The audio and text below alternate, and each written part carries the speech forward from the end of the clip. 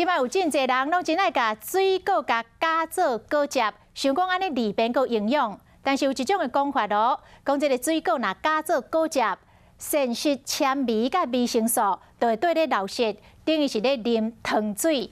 啊，嘛有另外一种的讲法，讲伫咧加果汁的过程中，会来释放到大量的游离糖，啉咧人较会大哭。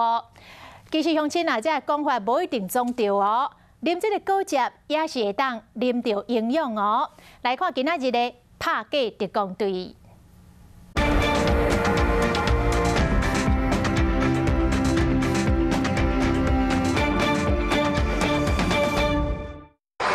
做好了，喝杯果汁吧。新鲜的水果浸入果汁机，加咧营养感真正会无去。水果打成果汁呢，就相当于把很好的一个营养品变成了几乎像垃圾食品。水果打碎了以后，里面的糖变成了游离糖，喝一杯果汁就相当于喝了一杯糖水一样。那顶头这支影片，大家拢咧流传，讲水果若是拍做果汁，营养就完全流失，而且佫会释放更加侪糖，敢真正有影？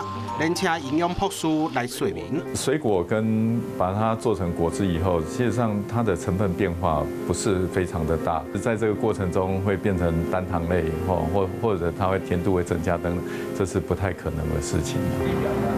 记者现在手上拿的是100%现榨的柳橙原汁，但根据食药署数据，一颗柳橙原本100公克含有56.8公克的维生素 C， 但一旦变成果汁，其实就只剩下29.2克，足足少了快一半。但其实关键在于，只要打果汁的方式正确，营养就不会流失的那么快。